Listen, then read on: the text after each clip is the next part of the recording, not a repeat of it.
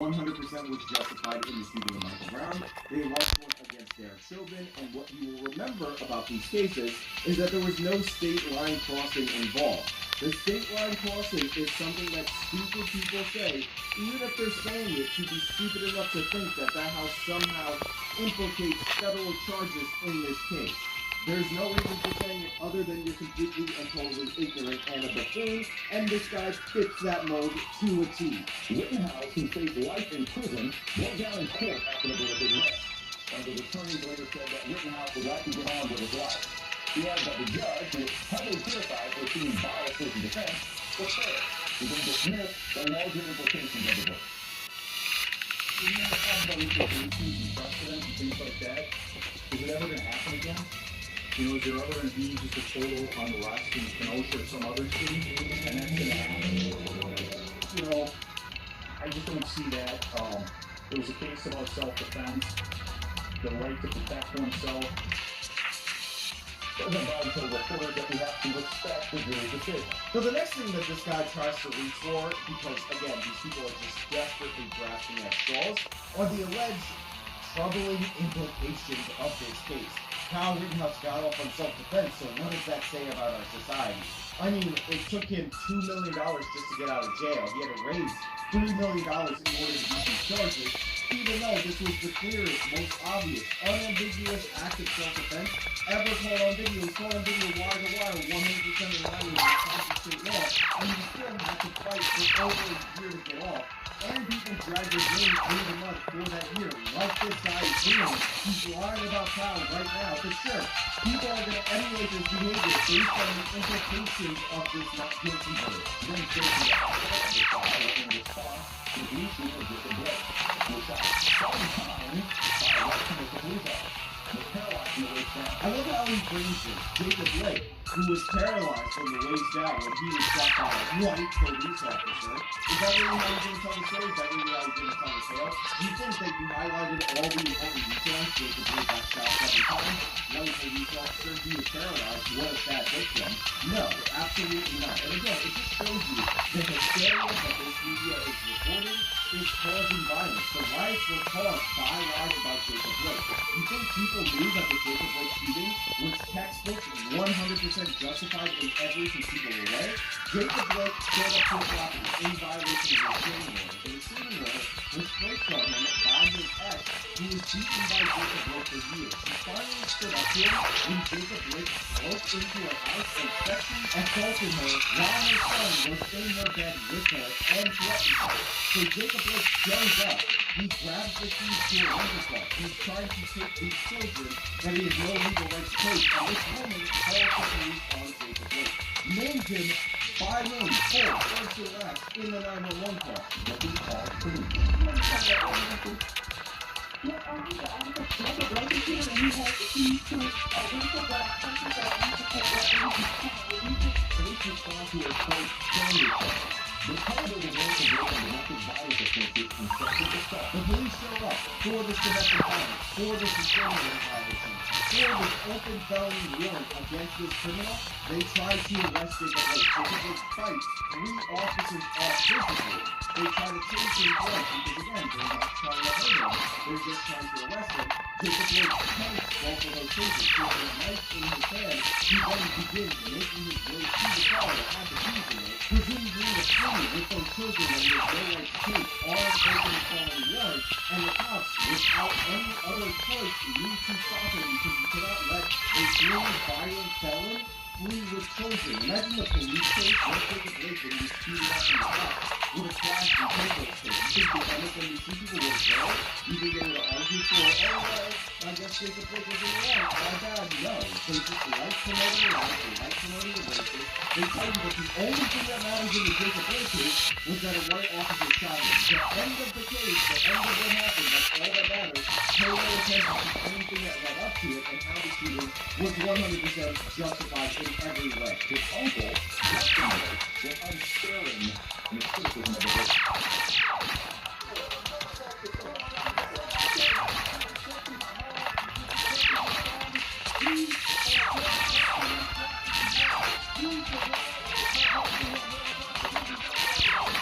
Who the hell cares if Jacob Blake's uncle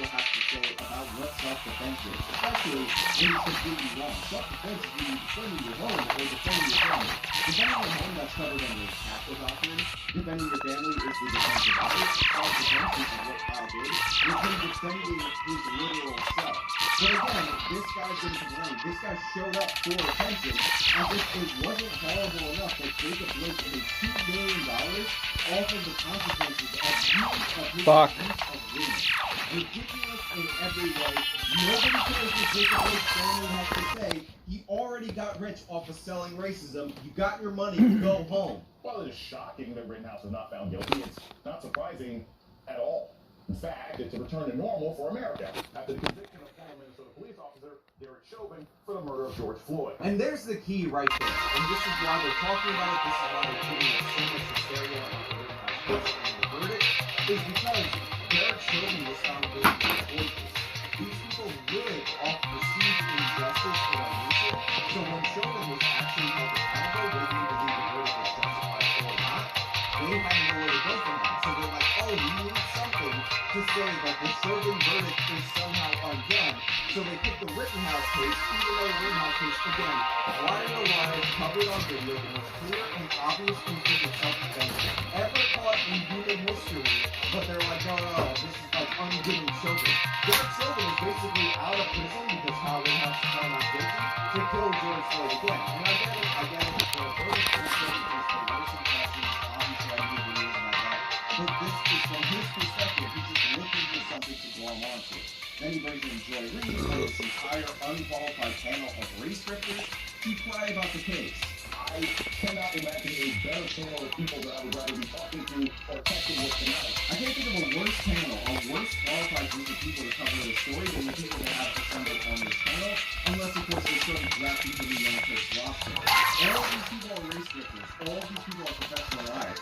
We've done stories about ourselves and pushing hoaxes like the Toronto Valley hoax because that's who he is. He's a scumbag who's about to lie about this, and every other person is just up for the same part.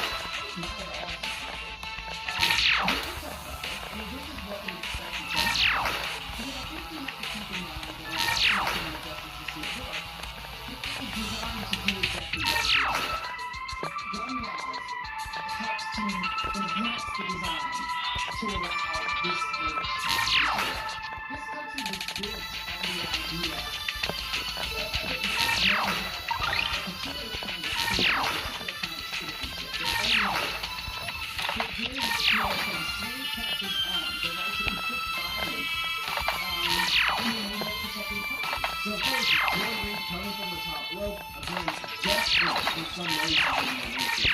Desperate for something to be against because their life is purposeless, and because the country is not that racist, it's one of the least racist countries in the history of the world. He's like, I gotta send this somewhere, I gotta go to somewhere. Crap, it's 2021, there's almost no racism. Let me make something out of this. So let's talk about how this country was built for white men since slavery, let me get to slavery in the Kyle Rittenhouse case, to kill people over property. Well, Kyle didn't kill anybody over property. He killed people that directly attacked him and presented a serious lethal threat against him. So totally wrong. Two, the implication of slavery was insane. Three, Kyle Rittenhouse wasn't a full citizen. He was 17 years old. He had restricted rights. The white men that attacked him without cause, that attacked him for the right to own property, they were adults and they were full citizens. So Joy, you have no claims. You're not adding anything to this conversation, but then again, that's because you're acknowledging that your entire purpose in life is pointless. There is no cause to fight for. That's like the foundational creation of the United States. So it would have been shocking. That's like the foundation of the United States, still their creation. Gosh, it's so smaller than MSNBC. With foundation, creation, steady structures and systems, and structural systems, structural racism, systemic. That's what the emphasis of that. So let people, we can leave the person who on their lives. But let's talk about that. And the people may use this as an excuse to say, oh, I should have been doing that this 2 years ago. Believing that they're going to in some cases. Again, you have Joy Reid lying about this, and then it's lying because of course it happens to not know this area. That white rangers are going to go out and emulate how they live, because the less it is, you'll be able to get a read. lesson of this case. The lesson of the Rittenhouse case is that the self-defense in Wisconsin are not strong enough because he should have never been brought to trial. He spent a year fighting against it. He raised a bunch of money. We went over it earlier. And the most obvious self-defense case in human history is caught on video from every computer that has. The FBI had even more evidence to bear his video exonerating Rittenhouse, and he still had to go to trial. He still had to fight all the way through. When they was proven out and under the constitutional law and under the laws of morality and self-defense, he did literally nothing wrong. But it's still cost a ton of money. He's still being dragged through the media. But still, this is going to send a message that people are going to go imitate that. Just give us that hysteria about violence and racism, Joey. Just hype it up to let leaders to attack like they've been doing over the last year. And that's too much fun, dude.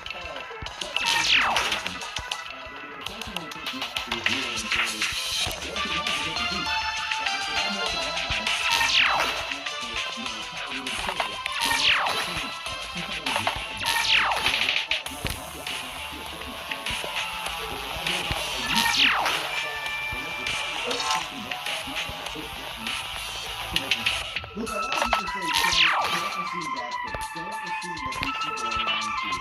But what am I supposed to do? Am I supposed to pretend that this guy's stupid? Am I supposed to pretend that he actually believes there is no distinction between what Kyle Rittenhouse is defending himself against a felon, a sex offender who's going for his gun, and a murder for the guy out there and not for his gun, whether he's onto the guy and somebody doing a Black Lives Matter bumper sticker, taking out their rifle and Son of a bitch. because they're driving in a car with the Black Lives Matter bumper sticker. Am I supposed to pretend that that's a good faith assertion? Am I supposed to pretend that this guy is so stupid it's difficult for him to tie his own shoes? Or am I supposed to acknowledge the clear and obvious fact that he's lying? If you think Kyle Rittenhouse, what he did, was in any way similar to shooting somebody randomly for passing you by with a BLM bumper sticker on the road, you're brain dead. It's not a formal legal precedent, Jason, but make no mistake, Rittenhouse would be the first to to take the law in your own hands, to do assault weapons, to back on the protest, and you think that violence is not legitimate form of political resistance. And under the law, Rittenhouse is now actually the victim of the three men who he shot. Even though the evidence is there, Rittenhouse looked at the notion, spoiling for a fight, that's why he brought that semi-assault gun, the bulletproof vest, and the full metal bullets. Yeah, Kyle Rittenhouse is the victim. You can all make stupid faces, but when you're attacked and you defend yourself, you're a victim in that scenario. So listen to this guy talk about the gun and talk about why Kyle Rittenhouse is evidence of him getting into a fight. And all the evidence is on Rittenhouse's side, aka the most obvious self-defense case in the history. You have to do assault weapons, semi-assault gun, the bulletproof vest, and the full metal. But we can also imagine they're talking about the same issue that semi-assault rifle, the Semi-assault weapon, body armor, and full metal belt. Again, the idea that Kyle Rittenhouse also owns his gun is not true. He had all that stuff information. The body armor actually, again, was against what they're saying, because somebody asked for body armor, and Kyle gave the body armor to that person, because he did not think that as a medic in the streets helping people, which is what he was doing before he was attacked, that he would use the body armor. So Kyle's body armor actually indicates that he was not looking for a fight, but also full metal assault jacket, semi-automatic, full automatic weapon.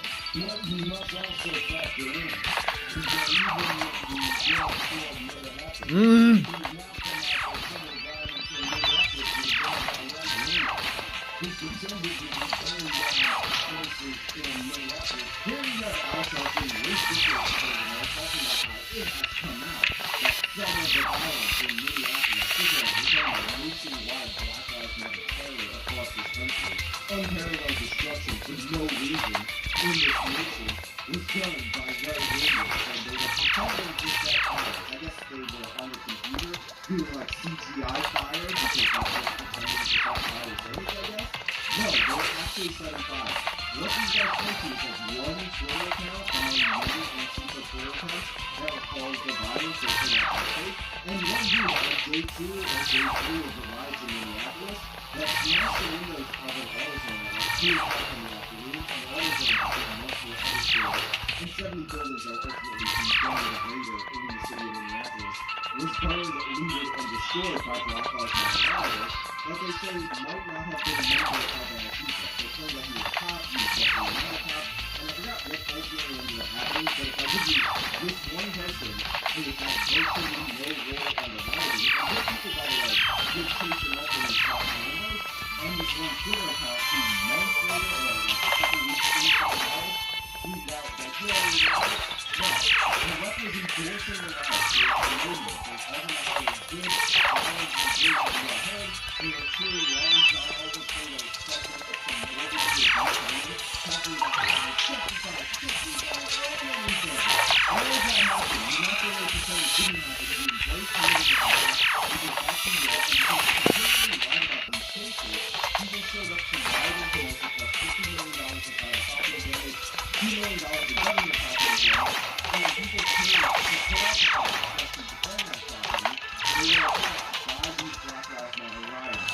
Their activism because not only being told, but someone can have statements that are similar to automatic action and kill people and say it's self-defense and all that.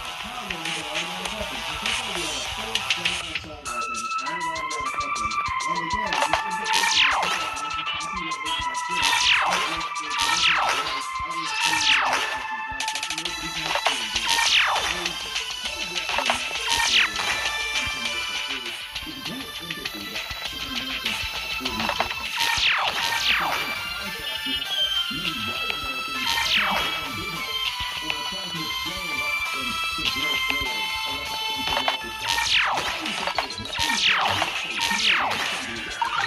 getting evidence to work with his character. This is what Matt Wilson how long is an automatic weapon? So somebody had a full semi-assault weapon and an automatic weapon. And again, this implication of the law is the copyright is not good. I was seeing the but nobody has to do it.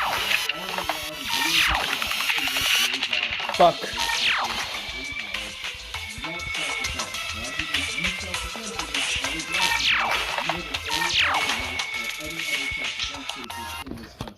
It's just a fact.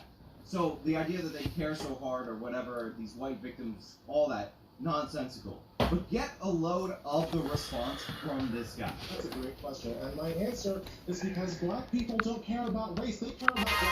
Yes, that was legitimately said on the Black people don't care about race, they care about justice. Just no, wrong, incorrect, not a good thing. Thanks for playing. Pack your stuff and get out. What if I tell you something? We know for a fact, according Things to are gonna polling, change. that black people care about race more than everybody else. You really don't have to be so And if you dramatic. say this is because the person I'm this man's lawyer. but it's undeniable by the data.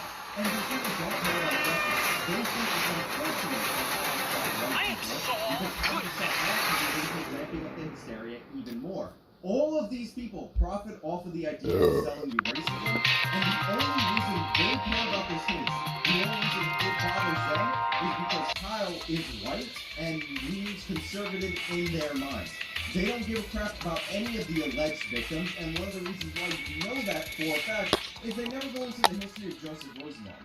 On top of that, if Joseph Rosenbaum would have succeeded in disarming Kyle and shot him dead with his gun, they would be distancing themselves from Rosenbaum, saying he's not a part of the protest. He was a pedophile that got released from a mental hospital and he just wandered into the protest. He had nothing to do with anything. But since he died, they whitewashed it. They call him JoJo. They give him a child's nickname. Think about that. A child's nickname for somebody who's convicted of raping 5 boys aged 9 to 12. Absolutely sick, and they present him as some kind of a hero. It's insane, it's BS, and it's all based on their racial hatred for white people. 100%, undeniable. We don't want this to be done. This person came outside of this community, unconsulted with legal weapons, and shot 2 people in the street. People during the protest, the police brutality. Yes, we care. It doesn't matter what the victims were white, not to it doesn't matter what the victims were not. It matters that justice was not done. That's a it does matter because one of the funniest phenomena on Twitter is when people notice or they find out that the people that Kyle killed were white and they literally stop caring. You see tweet after tweet pushing this idea. That's why they say Kyle killed Black Lives Matter protesters because they want you to have the implication that he shot black people or he shot people for protesting for Black Lives Matter. None of that is true, but they need you to know that because they demonize white people so much that even if they were legitimate victims, which by the way, they are not legitimate victims in any way, they are the aggressors, they are the attackers, they're the ones who put power in positions where they have to defend themselves. People really care because they were in fact right. You see this over and over again in these newses. This MSNBC segment is absolutely trash, it's not sensible, going the back, it's just fun, and more drifting and race hustling. Because again, the supply of racists does not need to demand over MSNBC. Every single one of them, the reason you have a 5-panel of race hustlers on their channel, needs to get in on this Rittenhouse thing because even though it's made up, even though there's nothing to it, they need this because there's nothing else for them to report on. There is no giant swath of racism. There's no systemic structures, the structure of systemic racism. It's absolutely nonsensical. The same day that Kyle Rittenhouse was found not guilty on self-defense, Andrew Coffey was found not guilty on self-defense when he shot at Trump killing his girlfriend in the crossfire for legitimate rape. They have no case, they have no claim. But no, don't you just myself, let me know your thoughts down in the comments. What you like to do is share what you like. Subscribe to my channel, support me, via my support link in the description. Oh, fuck. Fucky, fuck. Damn it. Making Dad's famous turkey? It's gonna be good. When I made my first video about why modern movies suck a few weeks back, I kind of pictured it as a one-shot deal, a chance to vent my spleen about something that's been irritating me for some time now, so I could get back to doing what I do best, forcing hostages to battle to death in illegal underground fighting tournaments. Wait, what? But the more I thought about it, the more I began to realise that the problems with filmmaking today are bigger and more complicated than I could tackle in one video. A series was needed, a series that could methodically tackle each problem in turn, shedding light on just how fucking shady modern writers are, and exposing their misdeeds for all the world to see. And when it comes to shitty behaviour in modern films, there's few more egregious offences than bringing back established, well-known heroic characters beloved by generations of moviegoers, and systematically degrading, discrediting, and destroying not just who they are now, but everything they once were, usually in a desperate attempt to elevate some cheap, soulless carbon copy replacement that lacks everything which made the original so appealing in the first place. It's a cheap, shitty thing for any writer to do, and yet it seems to be happening at an alarming rate these days. Modern Hollywood likes to refer to this process as deconstruction, mostly because it sounds more palatable than fucking over, but that's exactly what it amounts to. But hey, if that's the case, then prepare to be thoroughly deconstructed by the drinker, Hollywood. Now, it would be pretty much impossible for me to cover a subject like this without mentioning the Star Wars sequel trilogy. Remember Han Solo? Remember how he started out as a selfish, cynical smuggler who only cared about number one, but gradually transformed over the course of 3 movies into a smart, resourceful military leader, a brave fighter, a loving protector for Leia, and a hero willing to risk everything to help his friends? Pretty cool, right? So it was kind of weird to reconnect with him 30 years later, only to find out he'd reverted to a cynical, self-absorbed smuggler who'd somehow lost track of his own shit, a deadbeat dad who'd abandoned his wife and son, and an incompetent criminal who'd made enemies all across the galaxy. The man was well into his 60s by this point, but he was somehow less experienced, competent, and mature than when we first met him. All of his experiences, character development, and achievements have been rendered completely moot. Now he has to be constantly helped and bailed out by non-diverse female space users who have to rescue him from a tense standoff with rival crime lords. Sam fixes shit when he doesn't know how to do it himself.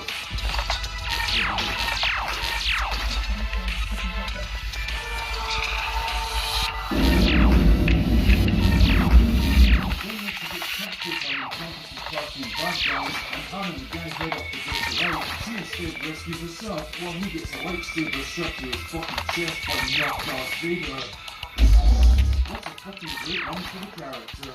Or how about Luke Skywalker? You remember him, right? Fuck me. That was dumb. I shouldn't have done that. Taking on terrifying enemies, overcoming adversity and losses, and ultimately rising to the challenge to turn Darth Vader back to the light and save the entire galaxy.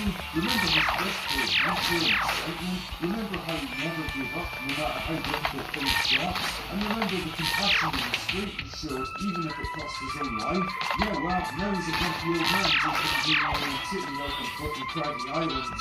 Just like Han Solo, he ran away from his life and responsibilities when things got hard. Fucking shit! All the lessons he'd learned, and became a bitter, cynical recluse who's sitting around ready to die. He won't help anyone, he won't try anything, he won't leave Craggy Island, and he doesn't want non-diverse female space Jesus to try anything either. He's got nothing to teach her, nothing to inspire her, and he even gets beaten and humiliated by her in a lightsaber fight. He hates his legacy, he hates the Jedi, he hates himself. He's the epitome of weak, hopeless, nihilistic futility, and he's the exact polar opposite of everything the original Luke Skywalker represents. The intended messages in both cases is pretty clear. The heroes that you used to look up to will ultimately end up failing, regressing into their own ways, and letting you down. And to be honest, they really weren't all that good to begin with, so you need to stop looking up to them and just forget about them now. But do you know who is good? Do you know who never fail at anything or regress into their own ways because they don't have any, because they don't actually have a personality, or let anyone down? That's nice. She's your hero now because she's stronger and smarter and braver, and because we say so. Don't question it, just accept the new programming and move on. But it's not like this kind of thing is confined to Star Wars. Consider Sarah Connor from the Terminator franchise. And I mean the real Sarah Connor, not this small child cosplaying as her. Sarah is one of the greatest action heroes of all time, starting out as a simple waitress working in LA, only to become the target of a murderous time-traveling assassin from the future, and discover that she's destined to give birth to the future leader of the human race. Pretty heavy, huh? That's right, Marty, it is. The point here is that Sarah is supposed to adapt to a new reality very quickly. She's been thrust into a world of violence and danger that she's completely unprepared for. She's been saddled with the knowledge of the grim future that awaits humanity, and the heavy responsibility of knowing the fate of the human race depends on her survival. When we reunite with her in Terminator 2 about 10 years later, she's completely transformed herself into a kick-ass survivalist. She's physically stronger, she's trained and prepared, but the trauma of her past experiences, combined with her knowledge of the coming war, has left her emotionally damaged and estranged from her son. But when he becomes the target for a brand new and more dangerous Terminator, she's forced to rise to the occasion once again, this time fighting alongside her most hated and feared enemy. And it creates an interesting arc for her character. Not only is she a soldier fighting to preserve a vital asset, but more importantly, she's a mother fighting to protect her son, gradually reconnecting with him over the course of the movie. And that maternal side of her slowly becomes the dominant motivator, like in this scene where she berates the scientist who's destined to create Skynet.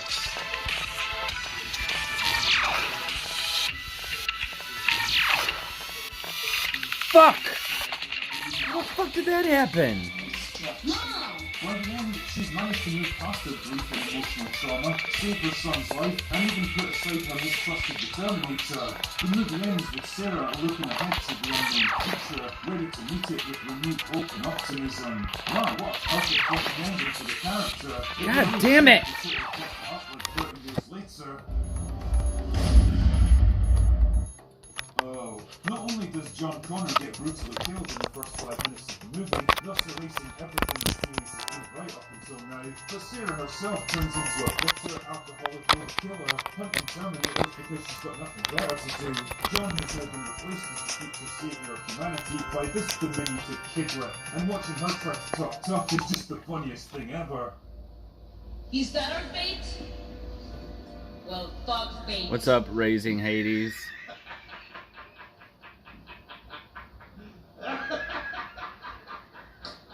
And of course, Sarah is completely outclassed in every respect by androgynous Fairy.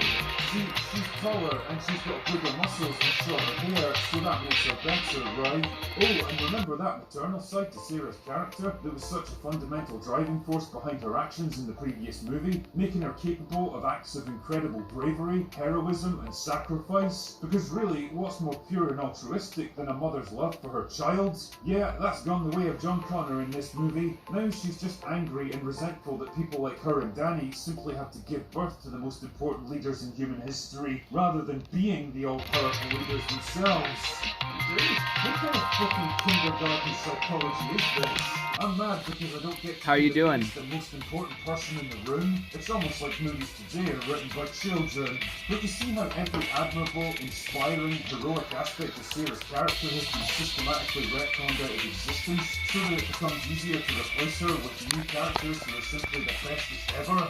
Still don't believe me? Then allow me to present you with Creed as my final example. Now, a lot of people seem to like Creed as a movie, but the drinker sees it for what it really is. A cynical, soulless, unimaginative rehash of the very first Rocky movie that deconstructs not one but two beloved legacy characters. And if you want to know more about that, then watch my review. The Rocky we knew from the original movies was the very epitome of the heroic underdog. A tough, determined fighter who wasn't the biggest or the strongest or the most skilled, but always rose to the challenge through Oh, fuck sheer me. willpower. He was a trusting, optimistic kind of guy who tried to see the best in everyone, and as a result, he usually brought out the best in them. He taught whole generations of kids the value of hard work, resilience, and always getting up no matter how many times life knocked you down. But flash forward to Creed, and he's now a lonely old man, estranged from his son, mourning the loss of his wife Lucian, and facing up to the remainder of his life with no real God sense of damn purpose. it. Even though he Fuck! overcame literally all of these problems in Rocky Balboa like 10 years earlier, his despair is so complete that when he gets diagnosed with cancer, he refuses treatment because he simply doesn't want to go on living, and it's only Adonis Creed who gives him a reason to go on. Fuck off, Creed. You don't get to do this to The Rock. You don't get to step in at the 11th hour and totally retcon his personality to fit the needs of this stupid fanfiction story. Rocky was a character entirely defined by his determination to keep going, no matter how hard life hit him. To always go one more round. It was literally the driving force behind every single movie, and now it's forgotten about so that Rocky can become some kind of pathetic charity case for Adonis to help out. The common factor in all of these examples is the very obvious attempt to undermine and reverse the very traits that made these heroic characters so compelling in the first place. Luke's optimism and bravery has been turned into pessimism and passivity. Sarah's maternal protectiveness has been replaced with bitterness and resentment of the role that was thrust upon her. Rocky's relentless drive and positivity has given way to despair and defeatism. All of these characters that used to exemplify the most positive aspects of human nature have been twisted and warped into obscene parodies of themselves, tarnishing not just who they are now, but who they once were as well.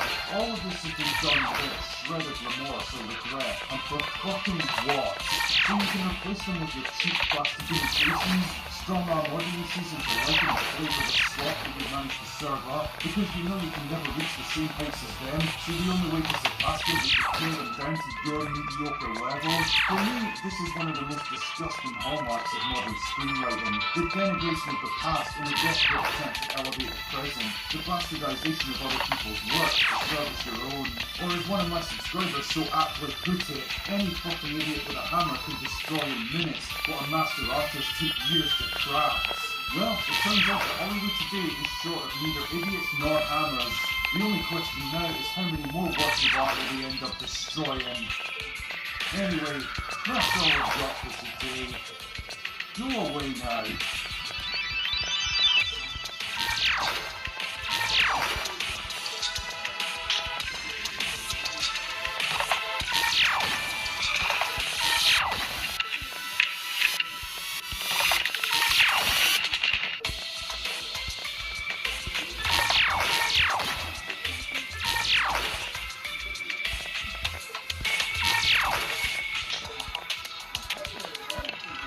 Hey, what about this?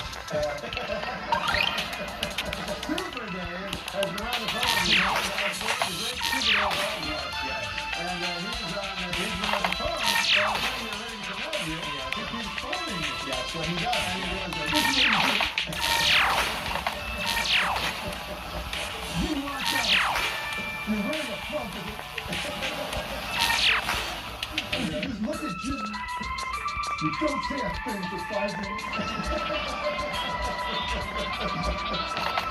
You don't never invite him back anymore. It's 4,000. You can have the choice. You can have it to O.J. Simpson, Jim Brown, or Emmett Smith. I go to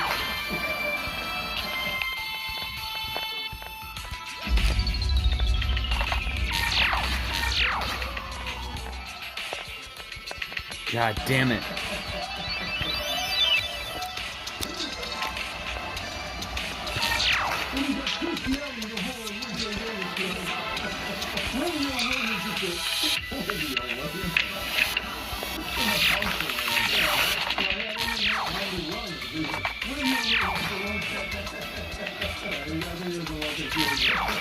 That's what I want you to do for me. Introducing the Godfather. Where he goes to the guy that ends up with the horse's head. He's a big Johnny Fontana in the scripture. And then the other guy steps up right. Johnny Fontana will never be in the scripture.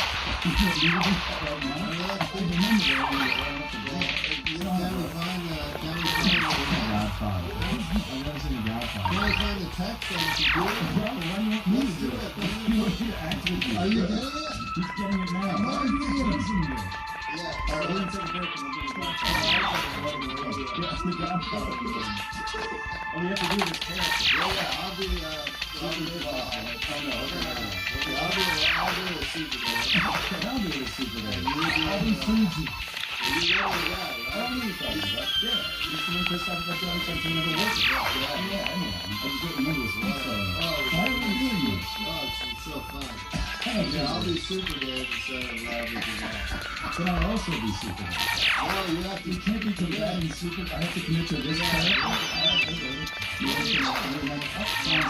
future's gone.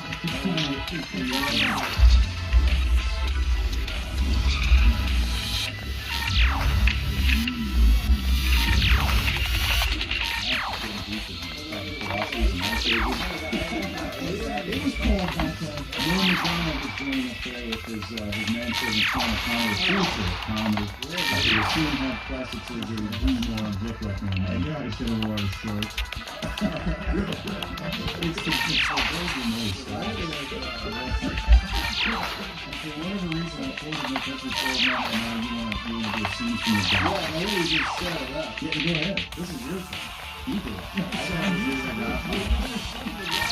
I did every American Pie though. Is this one of those movies that you get the fire and you say, I can't believe it, maybe I gotta do that. No, listen. You gotta set this up. Okay. We all remember the big scene in The Godfather where the guy who wakes up with the horse's head. Satin shoes. Yes. You should set this up. Was that the Oscar in Drunken Fuck! Yeah. Fuck! Really? Yeah, that's good. Kind of the first one. So it's one fold to one. Yeah. Johnny Fontana is a nonsense. It's just Lucy Days and Sinatra. Yeah. Who the Godfather wants to put in this movie. But the movie producer refuses. I don't know why. Right? Yeah.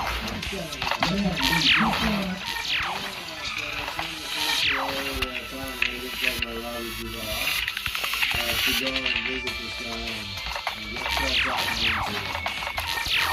Fuck! Tom Hanks playing by Robert Duvall.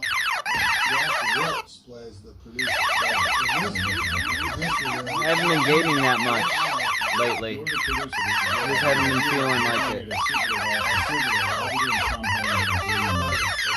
That's kind of how I go. It's like 3 months on, 3 months off. Ready? Are you ready? I'll be back though. Mr. Corleone was Johnny Fontaine's grandfather. Now Italians are guy that is very close. Ah. I gotta grab a beer really quick. You already knew I would do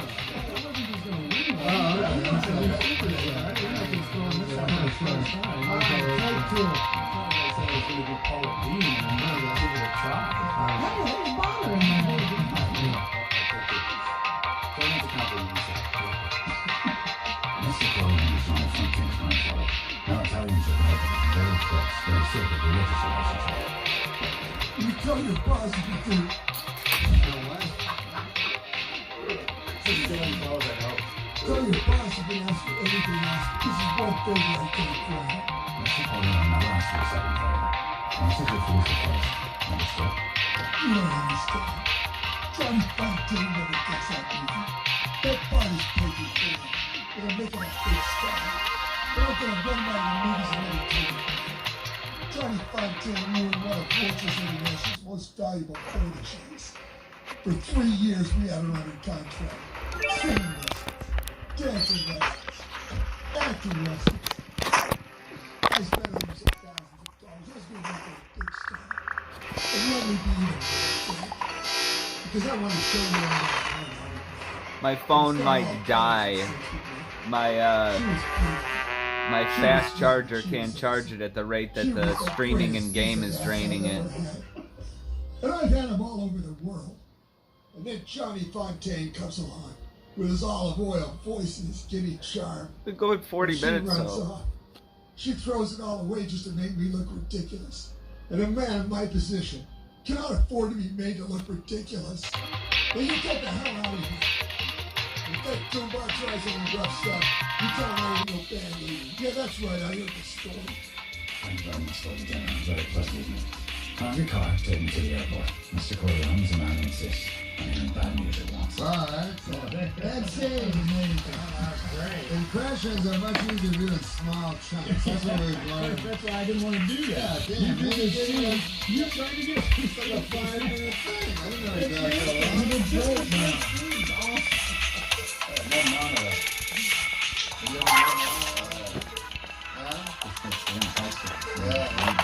He was 14 verses of the Father from Sparta.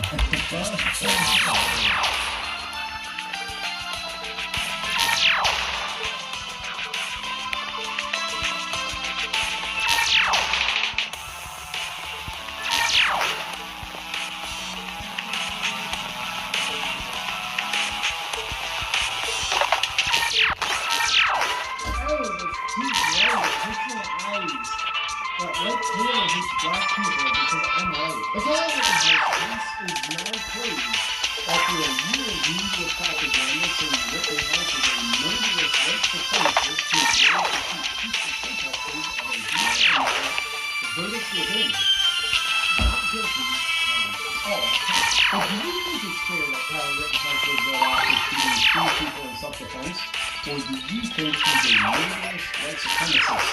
And what is your opinion on this? But before you make up your mind, there are 7 things you should know about the Kyle Rittenhouse phenomenon. And some of them are surprising you. What happened?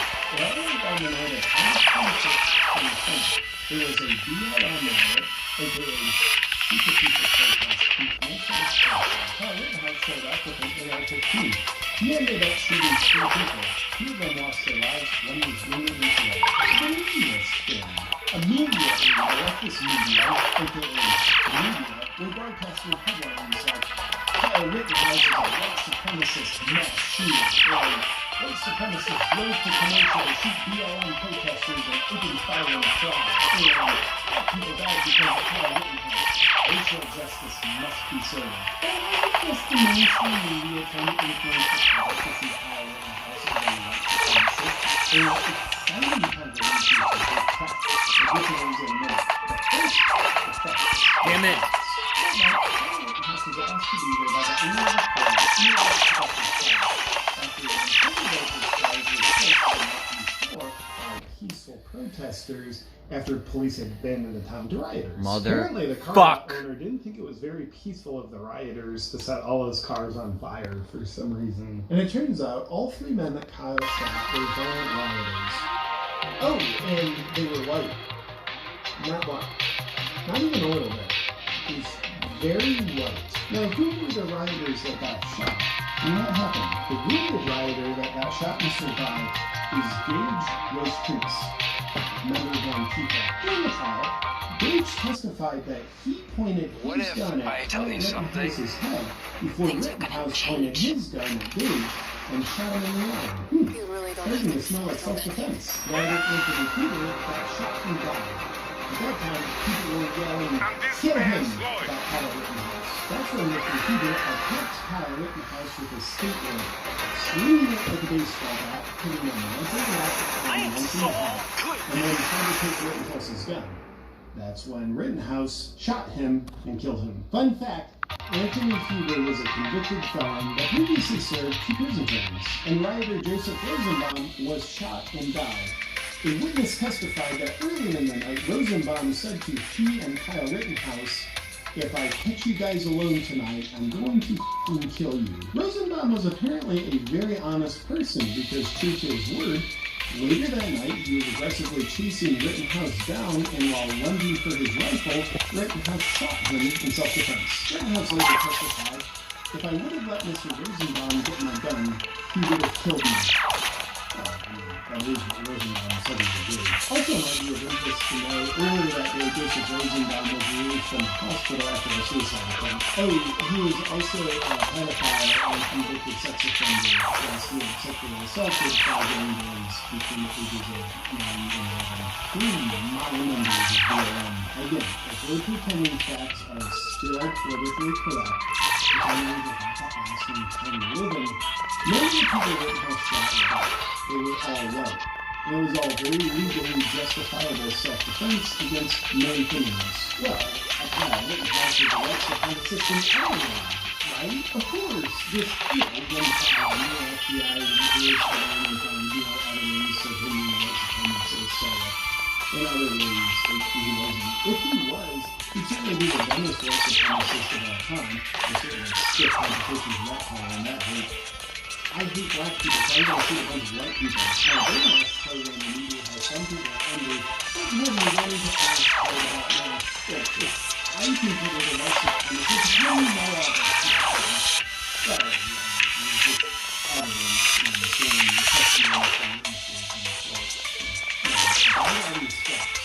Ziggy tweeted, "I can't get over the fact that my white guy shot 2 other white guys in self-defense, and the U.S. media has turned it into a issue."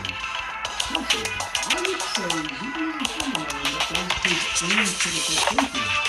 But because he's a black man that doesn't have to immediately do a Christian school home, maybe will probably use the black face of white supremacy. It is accurate in saying that is the white face of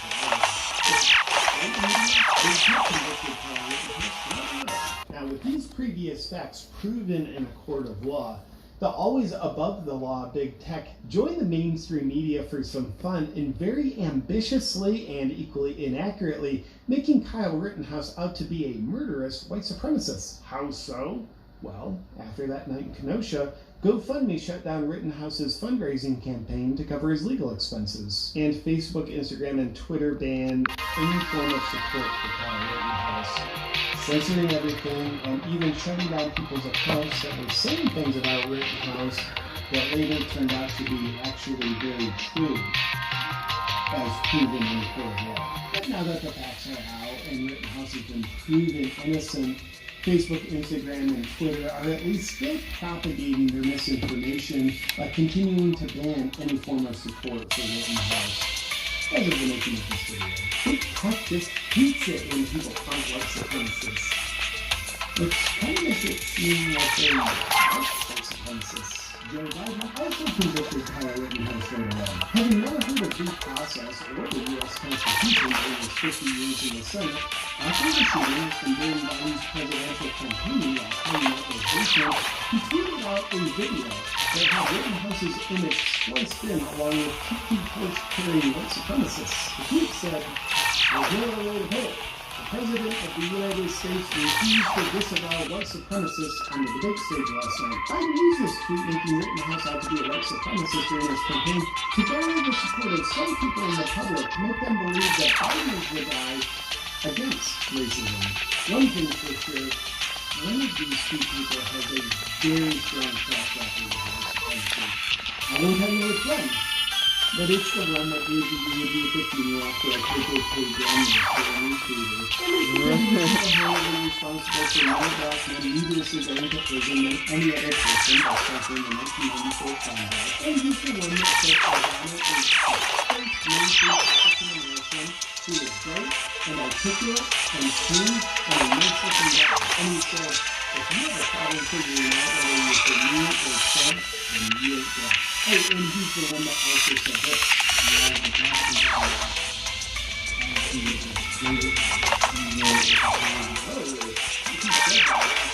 I'm sure it was a mistake. Jesus, he's such a good man. So which one is it?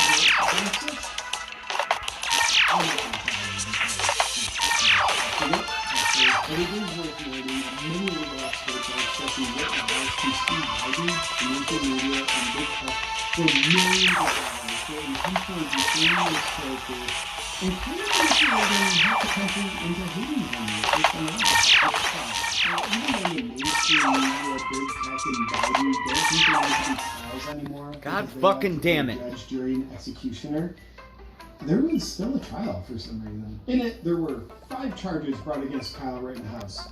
First-degree reckless homicide, 2 counts of first-degree intentional homicide, and 2 counts of first-degree reckless endangerment. The judge also dismissed 2 additional weapons charges. In the trial's conclusion, the jury found Kyle Rittenhouse not guilty on all counts. But before the trial was over, the prosecutor named Bringer did manage to point an AR-15 at people in the courtroom. Hey, get your finger off the trigger there, sport. I think we need to charge this guy before he What if I tell you What did something? we learn? Do you think it's fair that Kyle Rittenhouse was found completely innocent? You really and don't do you have to be think he's so going to many. run this for also a question that's important for you to make up your own mind. I'm this man's lawyer. Not for someone to make up your mind for you. But the more important question is, how can you learn from this? Well, for starters, it's not a good idea to go to a riot with a gun to play crowd control while people are rioting, carrying guns, and destroying property. And we also learned it's not a good idea to go rioting and destroying property. And did we learn that the mainstream media and big tech have earned our trust? Or did we learn that they purposely deceive us and they've earned our mistrust? Right from the get-go, they were aggressively trying to manipulate people into seeing Kyle Rittenhouse as a white supremacist committing hate crimes against black people, which was then proven in the court of law to be verifiably untrue. Yet even after that, CNN posts this to their page.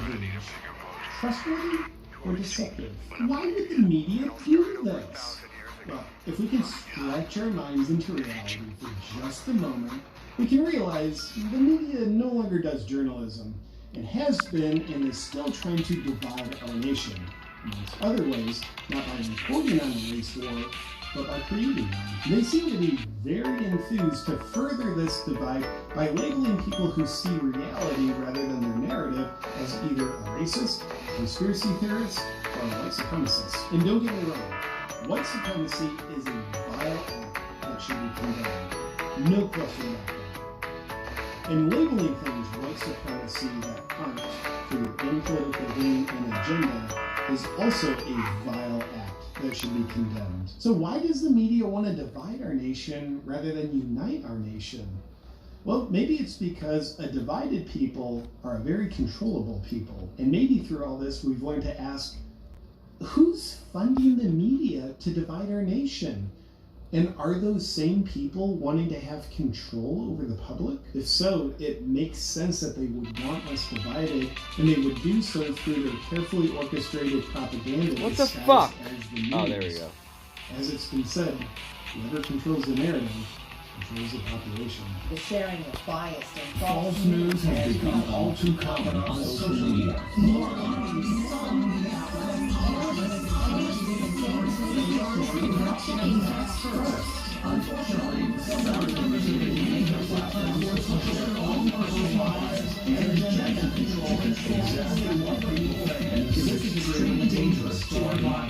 And perhaps above all else, not the Kyle Rittenhouse trial, but the deception surrounding it has taught us that moving forward, you'll be much better served to turn off the news and turn on your own critical thinking so you can be united with your own thoughts and therefore be united with your fellow brothers and sisters. In my humble opinion, there's a lot to learn from all this. So we can either learn it or we can repeat our mistakes. The choice is yours. Ooh.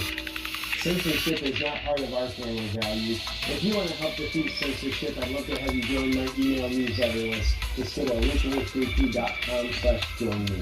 See you on the inside.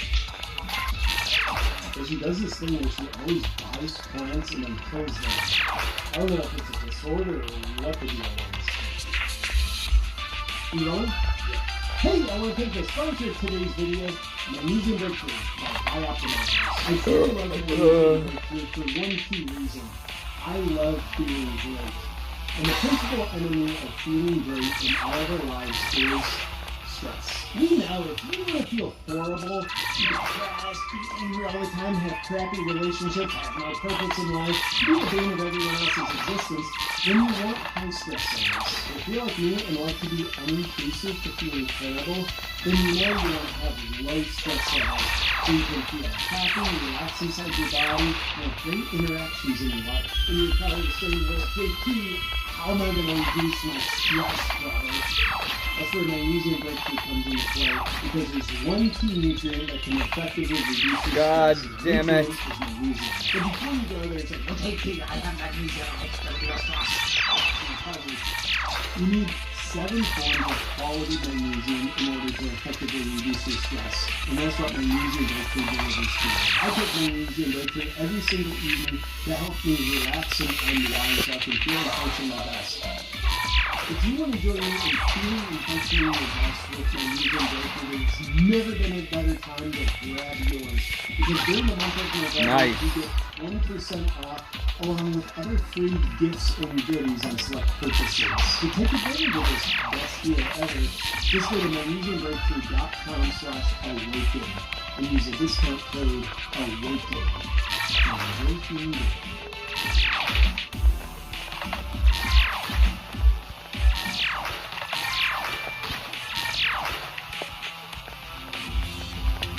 James Method knows that to keep our community safe and secure, we must transform the farmers into productive members of society through useful training opportunities and true No.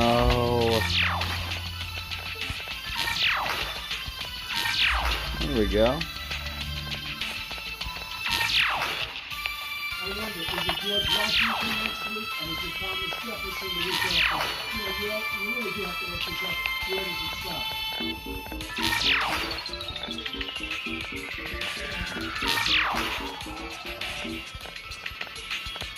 Effective Thomas Jefferson in the state council chamber has been removed. The statue was taken back from its pedestal earlier today to be moved to the New York Historical Society.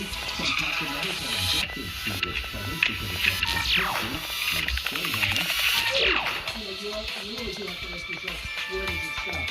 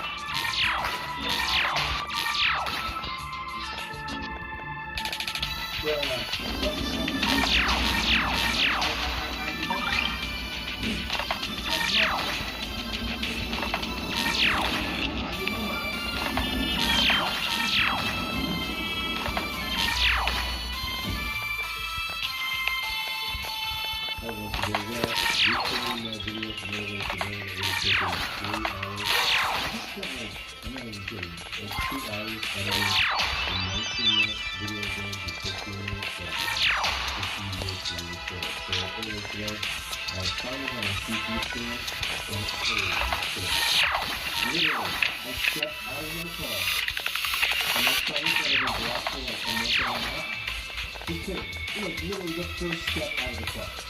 So I went to the CP course that we used to get the appointment.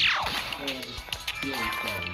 I mean, there's definitely stuff that keep sorry back saying that it was a sorry. And then I recorded a video and it just went up the other video and then it went down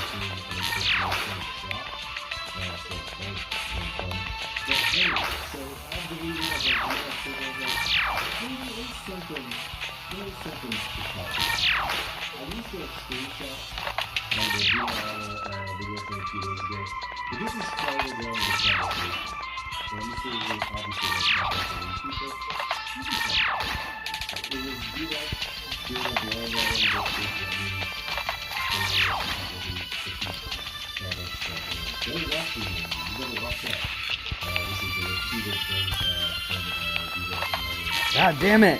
Fuck! Damn it!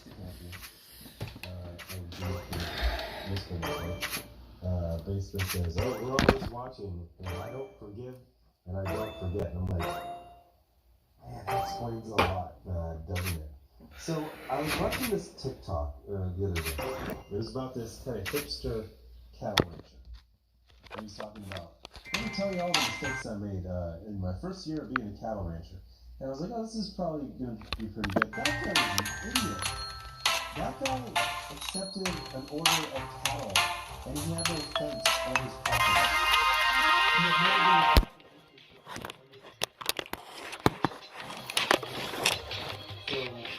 first it started everywhere. He was on the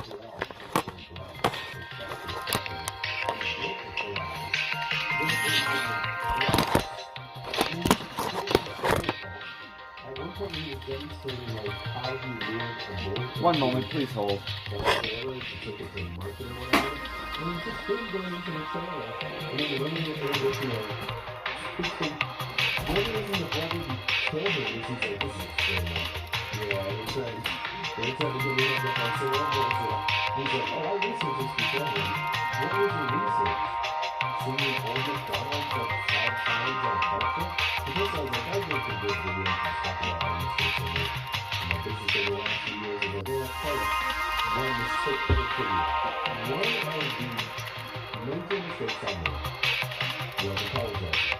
That's it, full stop, apologize. So it's great for everything. Because the people I was apologizing to, in terms of questions, we said we can't talk loud. They never forgive, and they never forget. I'm not trying to but it's hilarious to watch social media, literally minutes after the video, put out these articles, common misconception about the witness crowd. It's like, what do you mean? You don't continue to pass and voice when you've been talking about, the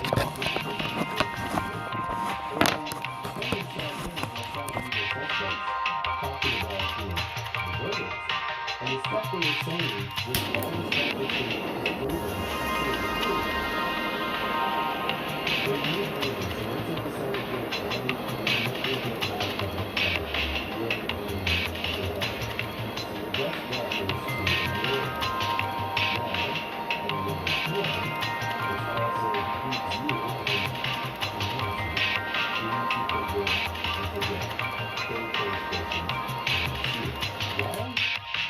honestly, very simply, with the old infantry terms, it makes you lighter.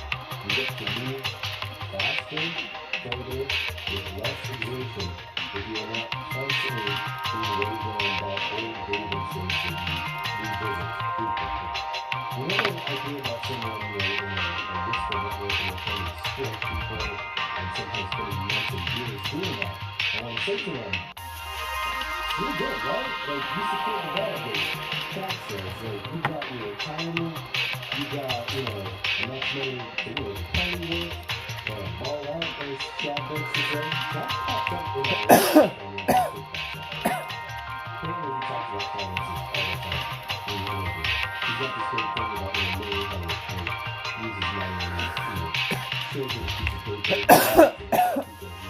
Rich people, they save their invest. Wealthy people need rich for 50% and not again. And he's like, the wealthy people save their investment. And they get a 25%.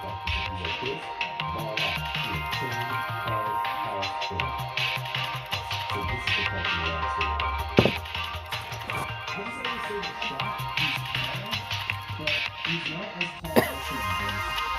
His voice is still something that he was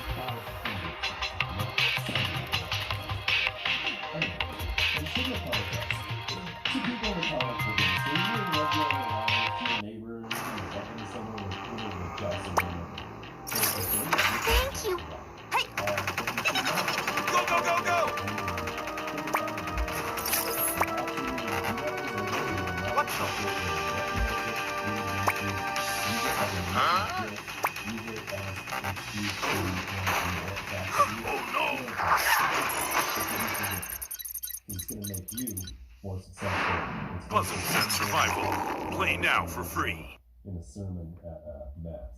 Also, SJW comments really need to get on the same page so the comments are doing better than ever or worse than ever, because they will go from my last 2 game series made me 0 money to using the gift from Zombieland where you have so much money that you're like wiping sweat off of your brow with money, to buy the crowdfunding book and then saying, oh, I'm not buying it because I don't have any free cash because of my last contract. I haven't paid it yet. Shit. It doesn't seem like a very solid industry. You're not just again to think if you got time to read, you got time to think. If you got time to engage in whisper networks and highly blind items, you got time to improve your craft, get some additional skills, and just stop acting like you're embarrassing. Thanks for watching.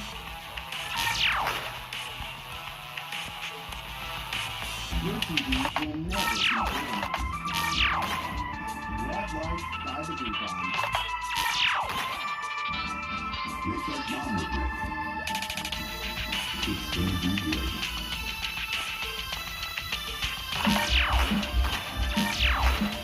Welcome back everybody to another episode of Program Habits, where this week we go, let's do animation. We're not just doing animation, we're going to talk about an animation. It's crap. Put it away. Burn it. Burn it in front of me. Oh, I'm going to have a nice picnic.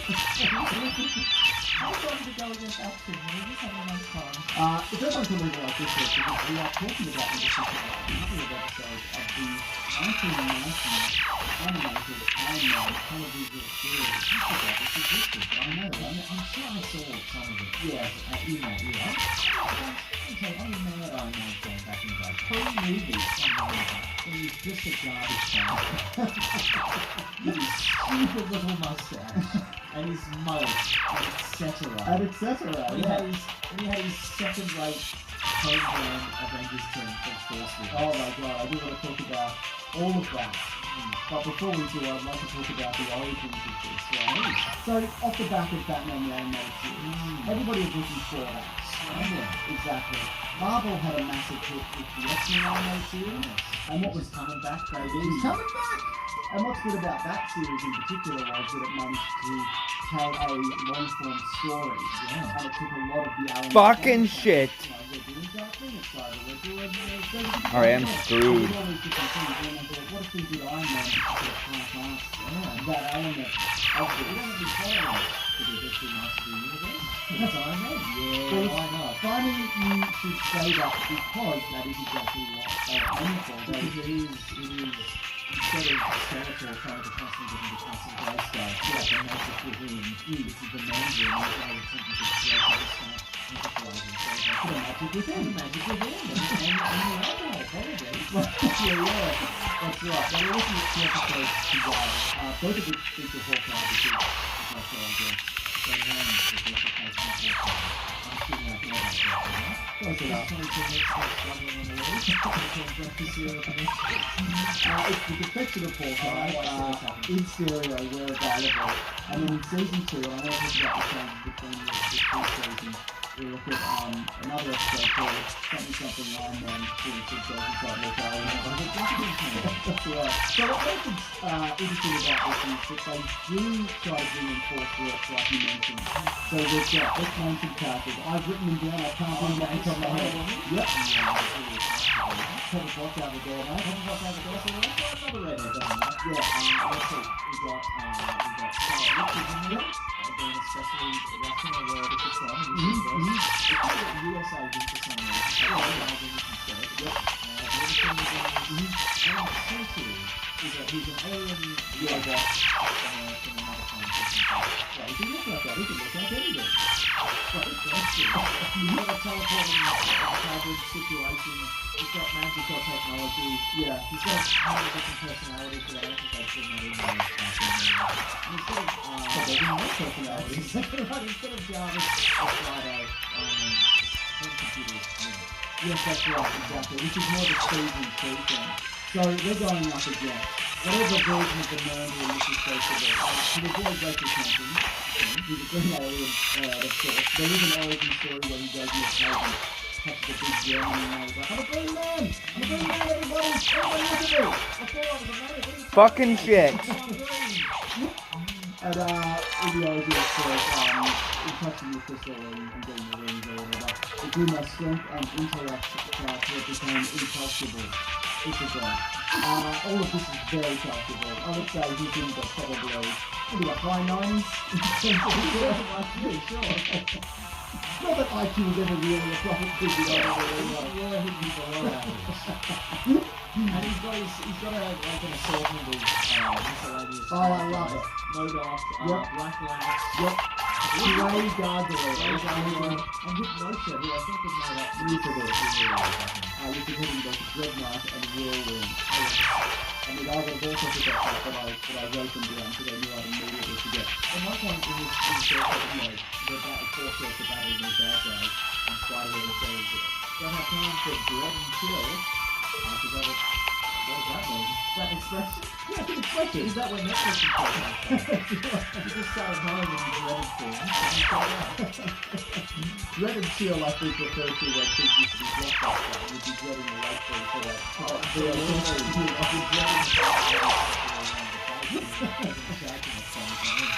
That's it. So, Ocean is also a sports and stuff, and this time around he's trying to hijack a shipment of adamantium. Iron Man is on it. I love the way the suit goes over him when he's in his... you see that in like the helicopter in Civil War. This is very much the genesis of everything Iron Man owns. Yeah. So Iron Man suits in it, especially facing this one. His apartment, yeah. It's good because when he flies out of the car, the children are screaming and disappear. I don't know what it's called. But it's not as good. I think they're talking about the opening conversation. Which is just, I truly didn't know what they were doing. What is this? It's got this weird kind of orchestra music going on. It's got a weird pipe organ in there, right? And synth. Yeah. Again, changes in the second season. But also, anyone watches these like first case of the Iron Man season, what the hell is the heart right there? It just upset me in a way that I'm not sure how to Get him to bend down and get it again. Or slides up his legs in such a elastic situation. I didn't like it. I don't like it. I don't like it at all. But the reason shit. It's because Hawkeye doesn't show up. And they're like, what is wrong with this guy? He's supposed to be here. He's always racing or whatever. And it turns out that he has a secret. That other man has got a grandpa that he's taking over. It's a bad guy. Fuck. Not like this. Around this cartoon, this character of the cartoon itself, because of this. But the bad guys, including Justin Hammer, hypnotise him and take photos of him accepting money. So it looks like that he's been bribed. But the other seems like, this we all know it's still been kind of further it doesn't pass before. This cartoon that we live in. What I love is when they bring it into question.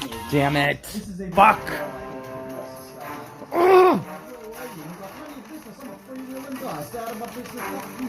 Oh no!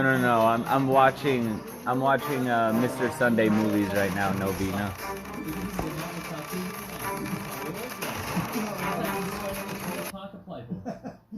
Very true. And then when they finally bring him in and they show him the photos and they give him a real drilling, and Rhodey's like, "You're lazy and we hate you and you complain too much, but." Guess what? We know you're cool. We know this is fake or whatever. So it's like, why did you do that? Why did you say those things? Second fucking place. I was this close.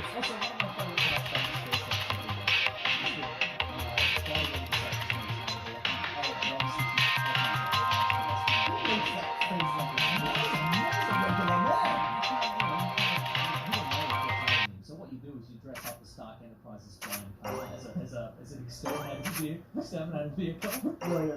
Just this amazing future flying car, and you put a roach on the top, and you write Roach Busters on the back. You'll never tweet. He can't tell. Oh my god, that exterminator has one of those picture cards Tony Stark owns. Do we live in the future? I don't think so. I think it's 1994. I'm not sure actually. Did Hawkeye in this era, was he known for being like aloof and unreliable? Was this a thing with the character? Yeah, he was more rebellious, I think, because he started out as a criminal. Yeah. Okay, well that makes sense, I guess. You're just so enraptured by the Jeremy Renner version. I think he's always just a super cool super spy. It's always Christmas or whatever. That's right. Yeah, you might be right. I do want to jump over to season 2 though. Okay. So you're probably not going to be surprised, but the minds behind this, two of them are Abby Arad and Ike Perlmutter. Oh, the dream team. The dynamic duo. Not the other people involved, obviously. Two guys who suck.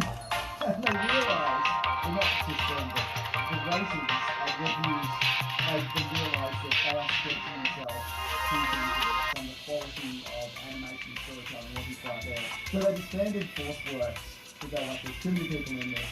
We're going to have kind of more of an ongoing story in season 2. So obviously the biggest change for the second season is not really massive. Fuck. Yes, it's Yeah, absolutely. So the But the last one, again, like you had this weird type of intro, this is new one, more like... I think they're both bad. I like that. Yeah, it's a little bit better. And actually, it's funny because they gave him a note apparently to distinguish him from Bruce Wayne. Well, like this one, yeah, he's a note, look at his eye, he's about a mustache. And this is Bruce Wayne, people are obviously animated back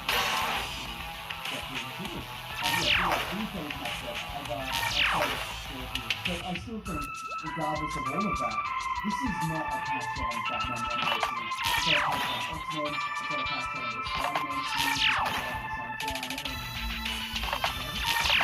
same time. Fuck. Except for the movie,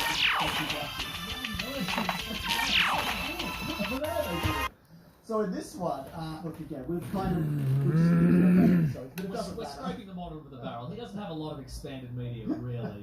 Yeah, in this one... Well, look, to be fair, it was I gotta I grab a saw beer. play the Hawkeye expansion on that Avengers video game, which I finally bought, and I played the expansion, and I just went, I just don't like this enough. Or not even, this isn't interesting enough. I think mechanically... So this cartoon is better than the Hawkeye expansion? I don't even know that, but look, I think mechanically very solid, but it's just... There's so much bullshit packed into that game that you just to get through to just like playing a level and playing an interesting mission when you're not just fighting robots, which is every mission, is impossible. Okay, but does he have some great little outfits? Yeah, probably. But you probably have to pay for them and whatever. Because again, there's a fucking metric ton of bullshit all over that show. And I know the people who made that game, fine, we're here, I'll talk about it. Okay. But the people behind that game are like, we're not sure why this style, why didn't people like it? Because you choked it in garbage. And you gave it to a company who's made the two-player game, who are very good at making like leaning out this single-player narrative, and you just went, let's just blow this out into a big pile of crap. Why do people like this big pile of crap that we made? What's wrong with it? We put an Avengers logo on this big pile of crap. We thought that was spending money, it didn't work somehow. So there you go. Anyway, that's my review of that terrible fucking So game. anyway, in this episode, Yeah. Hawkeye gets injured, gravely injured, and he's probably going to die. Rain falls on it. Hey, that's the That's the most room to play on or something. A lot seems to have happened in the first season or second season. First of all, it seems like Spider-Man is more in love with Iron Man. Well, he's like, it's not the appropriate workplace for us. It's probably the top of that. And then also, it's the good one. And then the fourth was we all hate you. Hate you, Iron Man, whatever. So, We hate Ike Pearl, we mean Iron Man.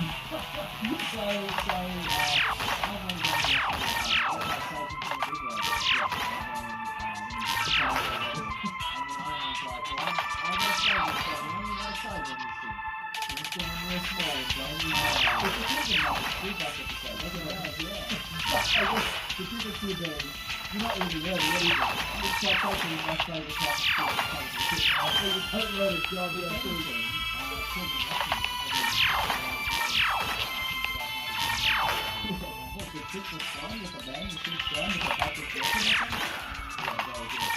I also like, so, in the real one, You don't find out till the very end. Just some nerd, it turns out. But it's interesting because they show that he's like a bad boy and on the edge, because at one point you see a Howard Stern poster. Yes, you do. In his bedroom, which I love. And also, it's at this point in the series where he's seeking his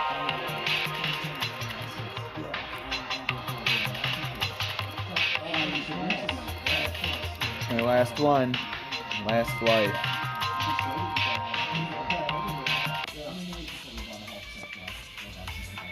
I don't know about that because, okay, this is part of the reason why the show was cancelled, because the toys were quite costly to make, but at the same time, they're not very popular. And dangerous. So they had a lot of, like, bits that would, like, clip onto them, the red Iron Man suits, like, the quality of them, if you see them, here they are, no! But, like, no one's like, oh man, I want the grey gargoyle, you know? It's nonsense. Anyway, oh yeah, it's like Inner Space. It's connected to the movie Inner Space. And then they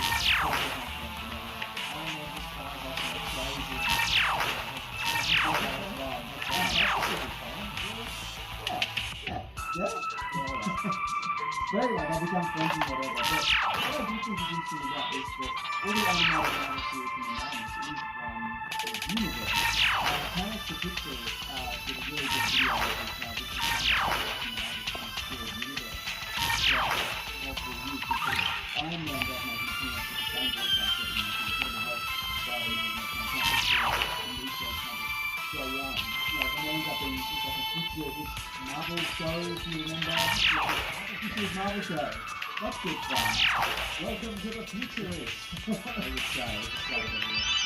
So yeah, I think it did a good job of existing, but beyond that, there is not really much here on offer that you can get with better shows, even from Marvel, or in the case of Harry Mechanical at the same time as possible. So all in all, not really, but it's all on Disney Plus. That's right. You don't have to wait for somebody to upload every episode of YouTube. Our question to everybody is, do you want us to come back to this content? Because they do cover what is important. They do honor it. There's an episode which is very important. You know what I mean? I'm never going to jail when he put the phone down. Yeah, I know, right? They're going to divorce it too. You don't care. He's like, I'll never get me. I don't care. That's how he answers the phone. But yeah, if they're going to pick in a story like the Buffett come back to, or even some of the other animated series, which before we have looked at Fantastic Four, we've looked at some of the rest of them, but there's a lot of interesting stuff here, I think, in terms of that. You did some animated stories. You did that studio. You did something. Anyway, you just kind of on garbage and you say, and you might wish, like this in one sense, but in your heart, you just say, and you can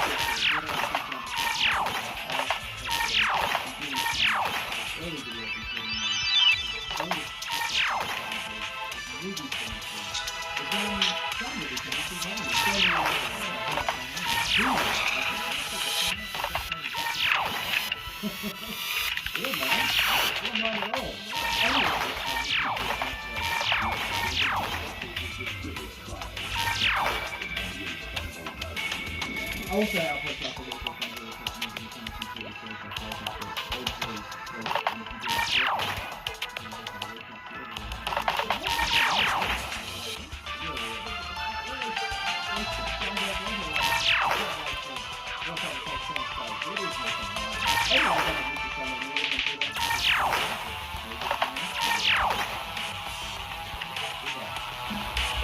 Fuck.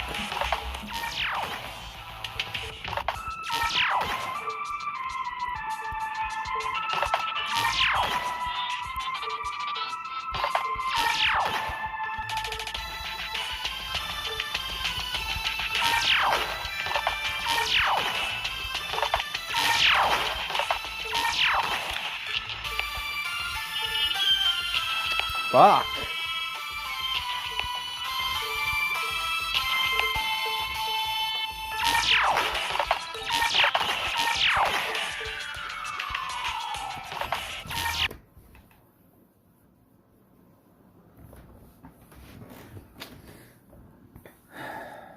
Well, that's all she wrote.